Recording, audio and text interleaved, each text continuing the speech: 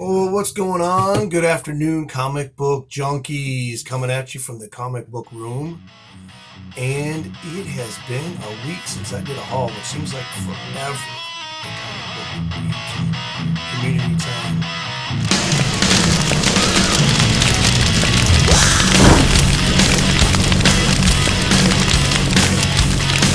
Before I get started, I want to shout out Lawrence, King of Comicdom, one of the two duos from the Comic Book Geeks. He just reissued and republished a book he wrote several years ago, and you can buy that off Amazon. I think for $12.99 for a softcover copy, $1.99 for a digital download. Let's go ahead and support him on that. But yeah, so today, what am I drinking? I'm drinking cashew juice.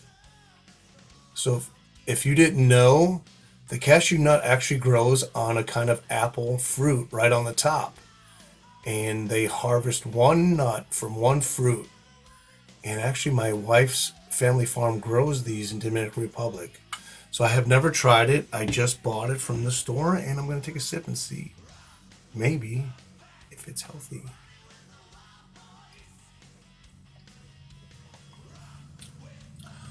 It's really good. It's a really unique flavor. I wouldn't even know how to describe it.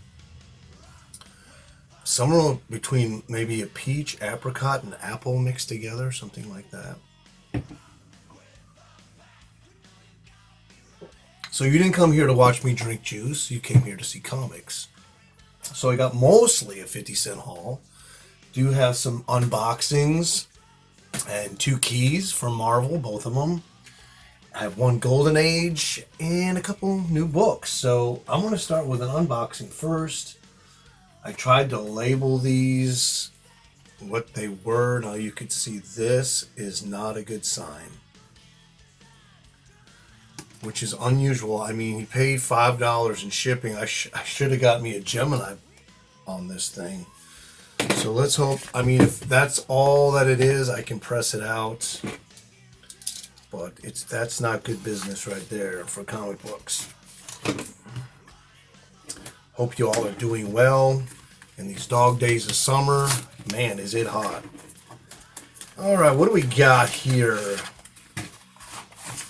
So this is a book. They had 29 on it, and I offered them 20. It is a high-grade copy, somewhere in the 7580 range. So what do we have? Let me pull it out so it looks a lot better. Man, you would think they could at least give me a better bag. Look at that thing. It's old and yellowed. Stinks. But anyways, Submariner number 6. What is this? October 69, I believe. And it is the second appearance of Tiger Shark. And this is written by Roy Thomas. Yep. And art interiors by Sal Buscema. Of course, I wanted the first appearance, but that book, I did not want to pay the price. It's not worth it to me. It's elevated value just because it's the first appearance. This is from 1968, but beautiful splash page. So yeah, glad to get that. So it was $25 shipped. Not bad for a nice, really nice copy. And if you know me, I'm trying to limit my collecting by going for higher grade copies these days. In the past, that didn't matter. In a day when I didn't have 12,000 comics. So what do we got here? Picking up the current run on Batman. So I picked up 93, which is the identity is revealed of the designer, which kind of was, I think 50-50. I kind of knew who it was, but I wasn't sure, but I was right. The art in here isn't bad. Actually, most of it is really good, but then there's some panels that just seem rushed. That fight between Harley and Punchline, and this is the first fight between those two, that really wasn't drawn really well. The poses were just, I don't know what happened. But the interior art is by Gilliam March and Javier Fernandez. So overall, the art is, I would say, a little bit above average. Tinian, his writing has gotten better. That last issue seemed really kind of rushed. But so I enjoyed it. I think it was really worth the $4.99. And you know the thing I like about DC modern comics versus Marvel, and I'd rather buy the DC than over Marvel, is this. When you get a Marvel, you don't get a splash page right away. You get a blank page with one color, usually black, with a saying or something like that. And then you'll get 2 or 3 pages of backstory with no art. You can see immediately in these modern DCs, they're hitting you with some really good art. So that's why I prefer the modern over DC these days. Did pick up 94, The Continued Battle. This has interior art by Raphael Albuquerque and also Gilliam March. And then these are both Tony Daniel covers. I prefer the trade dress covers over the B covers because it just makes it look like a comic book and not a piece of pinup art, which I don't like. But that's me, that's my opinion. So into the 50-cent stuff. Just picked up another Mike Zeck cover here. Batman number 420, part of the KGB storyline. And anytime I can find these for $1 or less, I'm picking them up. Mike Zeck is a very prolific artist. Love his work. Picked this up. I had this years ago, but it's a nice mint copy. And this is Batman and Captain America by John Byrne. I like the way that Byrne took this, and he really put Batman in his like 1940s era.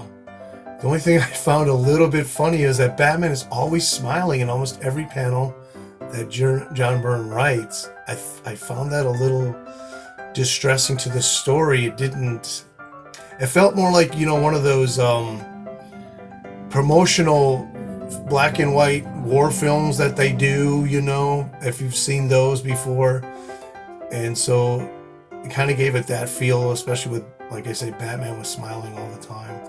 But he did tie in the resurrection of Captain America back in the Silver Age at the end, which was really cool. This is really great for 50 cents. Even I would pay $5 for this book. It was so much fun.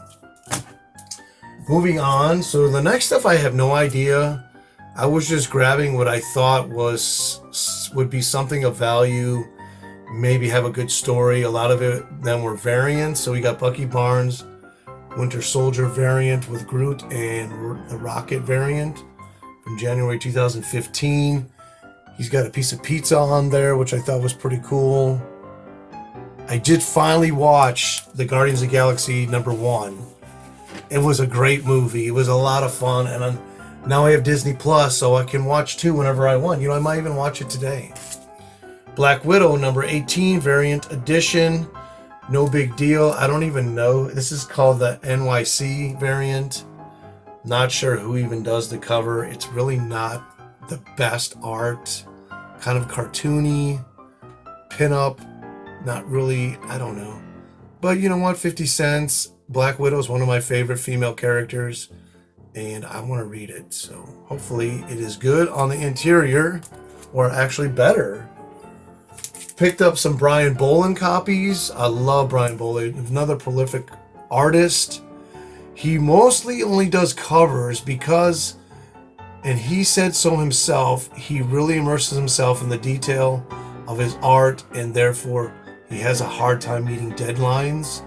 So he's reserved himself to being mostly a comic book cover artist. Very cool cover. Robin with a skull, kind of horror. This is from Batman Gotham Knights #44, October 2003. And they had a bunch of these. They had almost a full run. Being limited on the dollars I could spend, I picked up what I thought was the best covers. #14, Brian Bolland does amazing women. And his anatomy is just always perfect. And this is not I was going to say that's a newsstand, but it's not. This is cool, and it's kind of a minor key. This is the first appearance of the Mortician, a villain who can raise corpses just by touching them. Very cool. This is January 2002, #28.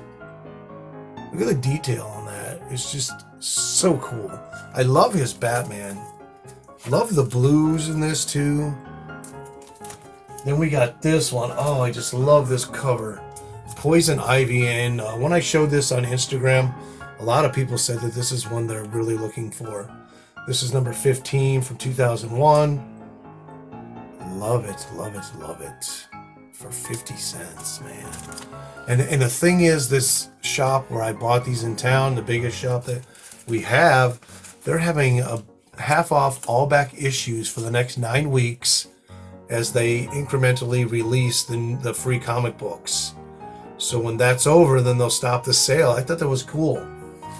Picked up a couple of these. Robert Kirkman's new series. It's actually a one-shot. 36 page.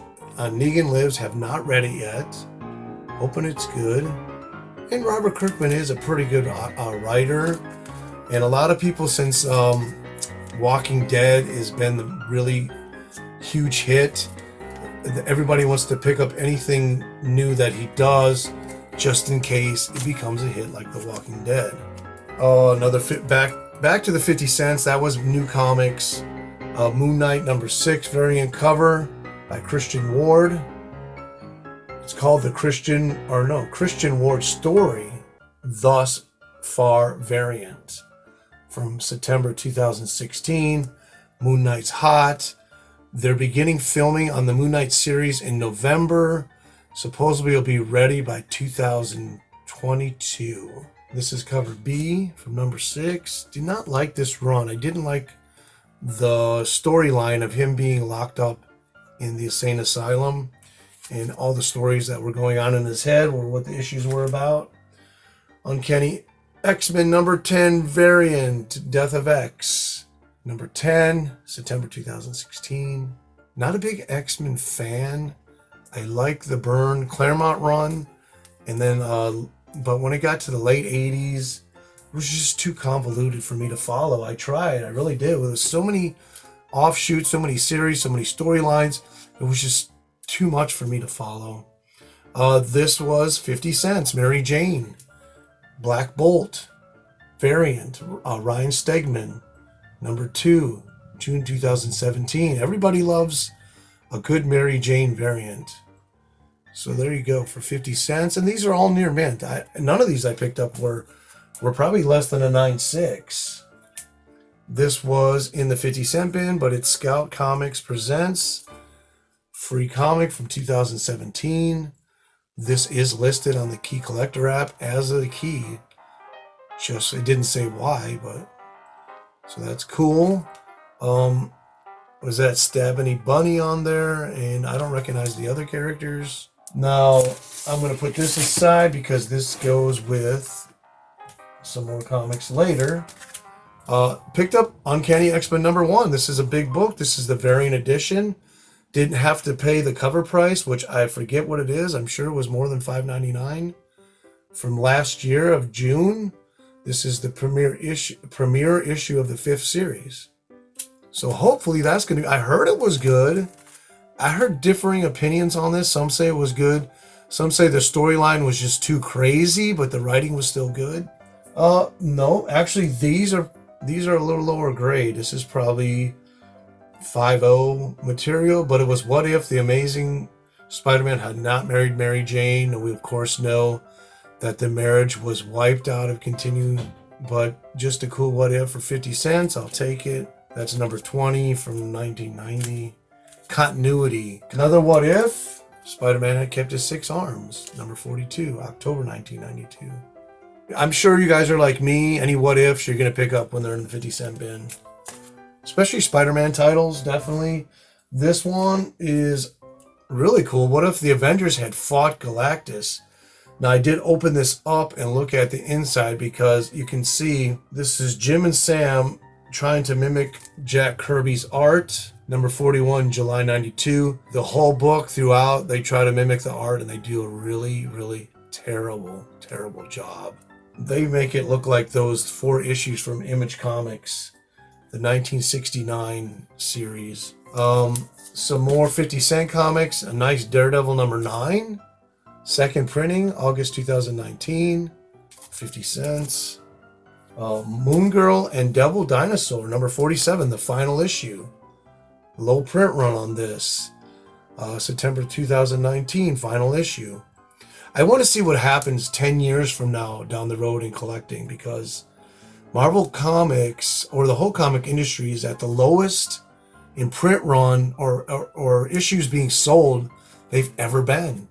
Marvel, stuff like this, they sell less than 1,000, between 1,000 and 2,000 copies usually are sold on these books. So the print run is so low because they're not selling so many. So is that going to make them more valuable because the print run is so low, 10 years from now? I don't know. I'd like to really find that out. I guess I will if I'm still around. But yeah, this book never sold really that well. Neither did Miss Marvel, neither did Captain Marvel. But you don't hear that. You don't hear that it's not selling well. And Disney lets Marvel get away with this because of the movies and the cinematic universe, where they're pulling in, buku bucks, enough to cover the loss that Marvel is accruing within the comic books that they produce nowadays.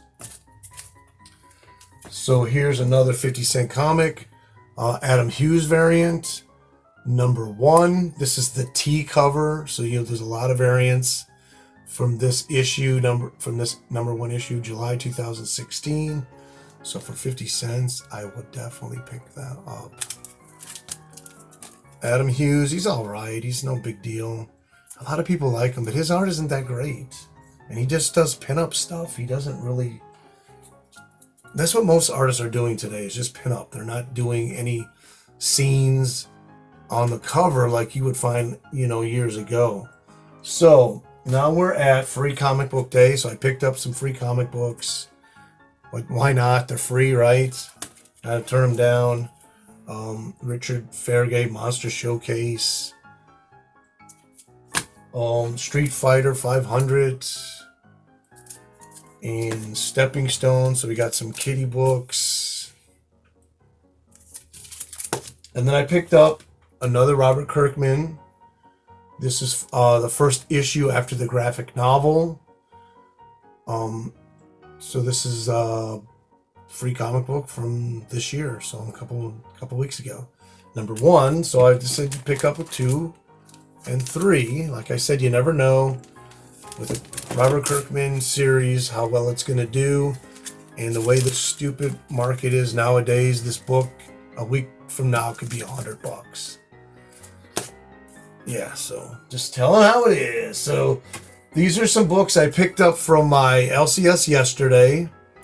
So I had a bunch of books. I had like a $12 budget, and I brought him some books, weren't priced.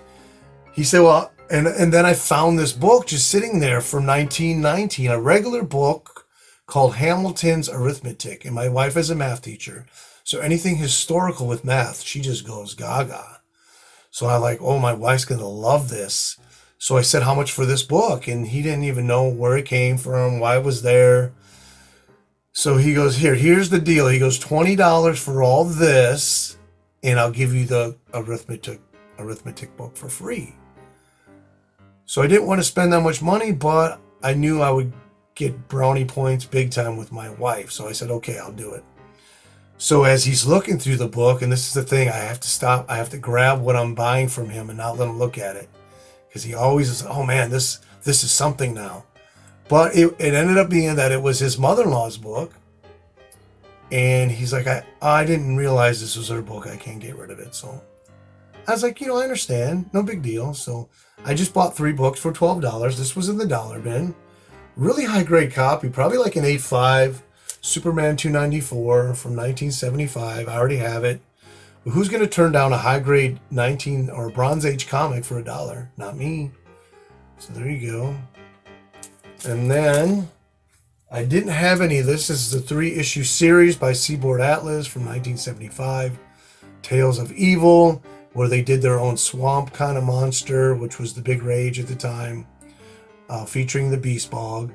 Really nice copy. I'd probably put it around a 6.5. So that was $6. So there you go. This one was $5. I didn't have this. 80-page giant from 1967.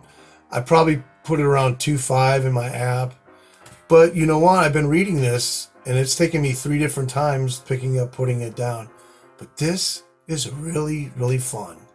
And what happens with all these books like this, these old books, not these new ones, but the older ones, they kind of bring out the inner kid of you in you. So I'm reading this thing, I'm smelling it, and I'm feeling just like I'm 8, 9, 10 years old again. And for me, that's what the value of this book is that it brings me back to a time of innocence. This I paid $5 for. Didn't even know anything about it, but again, Bronze Age book, DC. Then I read this and realized it's the first appearance of Merlin. I think who is the very first showcased assassin from the League of Assassins. And he actually fights the Justice League, and it's a really pretty good story in here. Not only that, but when you get Neil Adams actually does 4 pages in this book, and he does the splash page.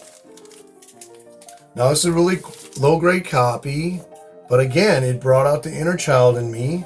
I had a fun time reading it. Look at that. So this is the ancient one who from the League of Assassins. He's not Merlin. But then you get, this is 48 pages, you get a backup story with the Golden Age Sandman and Starman.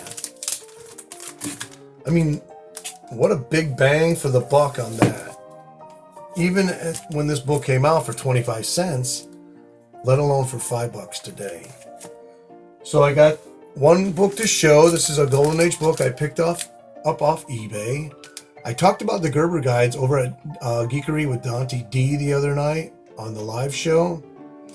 This book ended up being a 7 on the scarcity scale. I had never seen this cover before. There are so many non-cool or non-desirable covers out of this run, but then again, there are a little bit of few here and there that are really cool. This one is scarce according to that scale, and like I said, I've never seen it before. It's a World War II war heroes, and that's why I paid $50 for this thing. Really low grade. But it's one of those books, like you dig up a dinosaur bone in your backyard.